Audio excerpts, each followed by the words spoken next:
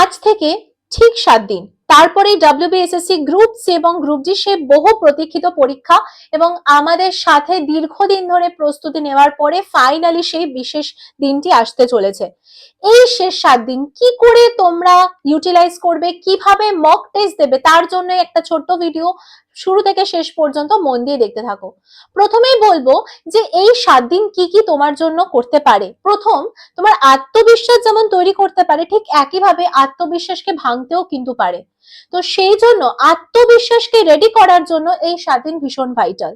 সময়কে properly utilise করা, যে আমি আমার কোন জায়গাটা দুর্বল রয়েছে, আমার কোন জায়গাটা একটু বেশি ভালো রয়েছে, যেগুলো বেশি স্ট্রং পয়েন্ট সেগুলো নিয়ে আমি আর মাথা ঘামাচ্ছি না, যেগুলো একটু উইক রয়েছে, যেগুলো ডেভেলপ করার জায়গা রয়েছে, সেই জায়গাগুলো নিয়ে আমি কাজ করব। অর্থাৎ এই সময়তে আমি বলবো ঠিক বাড়ানোর থেকে বেশি মনোযোগ দেওয়া উচিত যে কি করে ভুলগুলোকে কমানো যায়। অনেকটা ঠিক শেয়ার মার্কেটের মতো না, যে প্রফিট করব ঠিক আছে, বাট তার থেকেও ইম্পর্টেন্ট লস কি করে না করা যায়।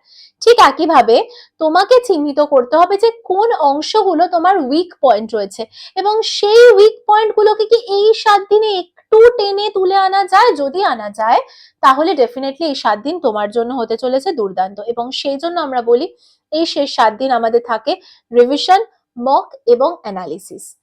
এরপরে বলবো এই যে 7 দিন তোমরা পাচ্ছ, এই প্রত্যেক দিন তোমরা একটা করে ফুল লেন্থের মক টেস্ট দিতে হবে এবং একটা নির্দিষ্ট সময় বসে। আমি সাজেস্ট করব যে এই যে তোমাদের একটা টাইম দিয়ে দেওয়া হয় না, যে এতটা থেকে এতটা তোমাদের পরীক্ষা, এই শেষ 7 দিন তোমরা ঠিক এই সময়টাতেই বসে পরীক্ষা দাও।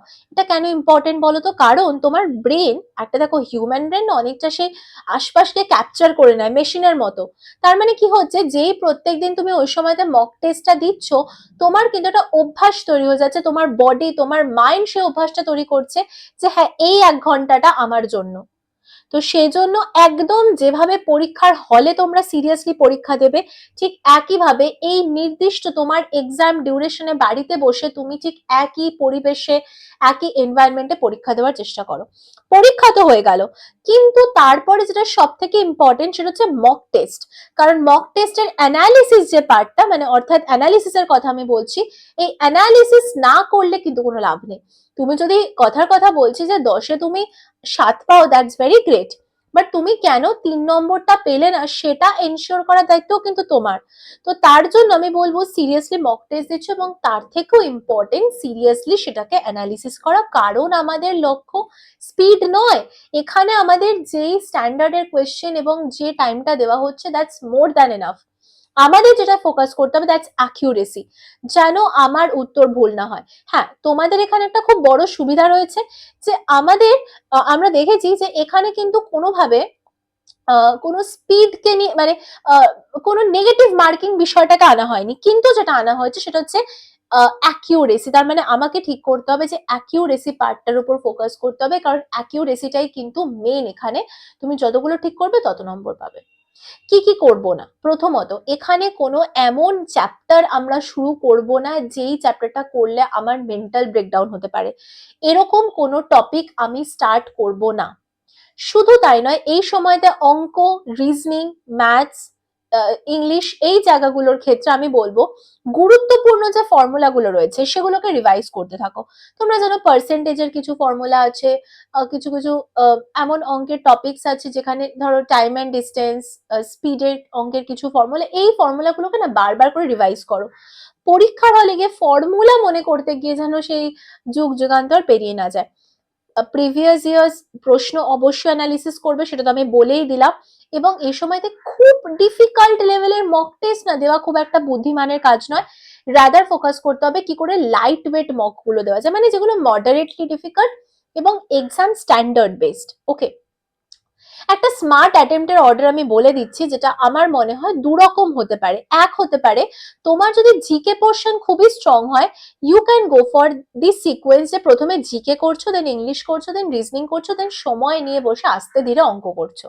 এটা একটা হতে পারে যে আমি অঙ্কে একটু দুর্বল আমার মনে হচ্ছে, একটু উইক মনে হচ্ছে, then go for GK, English, reasoning, arithmetic, এই প্যাটার্ন। জিকেটা একদমই তোমাদের জন্য সহজ হবে, দেন ইংলিশ আসবে, দেন রিজনিং, দেন অ্যারিথমেটিক। আরেকটা অ্যাটেম্প্ট হতে পারে, যে কারণে আমি দুরকম প্যাটার্ন দেখেছি, যে অ্যারিথমেটিকটাকে তুমি আগে প্রায়োরিটি দিচ্ছ।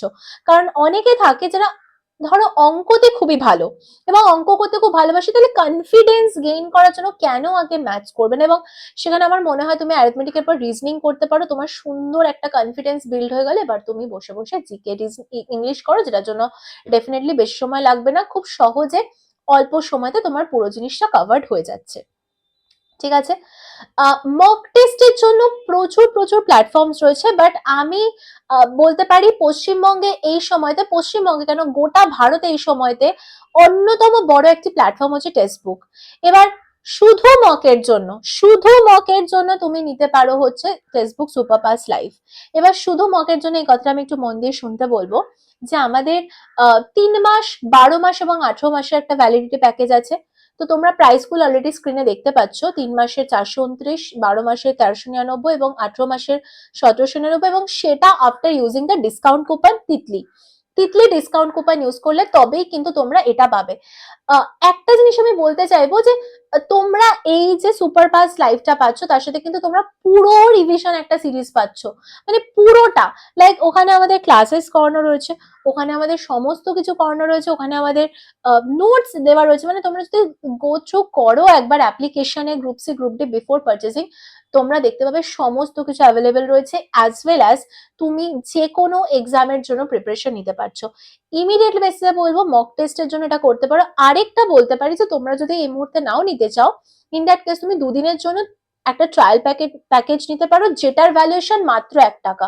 এবং সেটা তুমি কিভাবে পাবে? তুমি টেক্সটবুক অ্যাপ্লিকেশনে পাবে, এবং তোমাকে যে কুপন কোডটা আগে ইউজ করতে হবে, that is Titli, TITLI, that is my coupon code.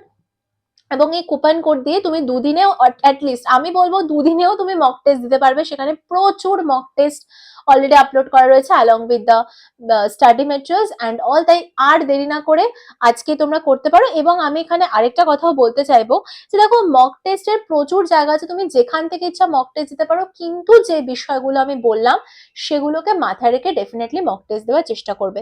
আমার টেলিগ্রাম, তোমাদের টেলিগ্রাম, আমাদের সবার টেলিগ্রাম হচ্ছে সায়ন্তনী ম্যাম আন্ডারস্কোর টেক্সটবুক। এখানে ইমিডিয়েটলি জয়েন করতে পারো। এখানে যদি তোমরা জয়েন করো তাহলে তোমরা কিন্তু সমস্ত ক্লাসের proper update along with PDF আমি রেগুলারলি পোস্ট করি। প্রচুর এমসিকিউজ আমরা ওখানে গল্পের ছলে আলোচনা করে থাকি, মানে তোমাদের ওখানে আমি বিভিন্ন কুইজেস প্রোভাইড করে থাকি, বিভিন্ন ইনফরমেশন ডেইলি বেসিসে। তোমরা সেই আর 5টা টেলিগ্রাম চ্যানেলের মধ্যে শুধু ক্লাস আসছে, ক্লাস আপডেট, এখানে ইউটিউব লিঙ্কে ক্লিক করে, এইসব আমার এখানে নেই বেশি। তো সেই জন্য তোমরা টেলিগ্রাম চ্যানেলে জয়েন করতে পারো। So thank you for watching. আগামী এক্সামের জন্য অল দ্য বেস্ট।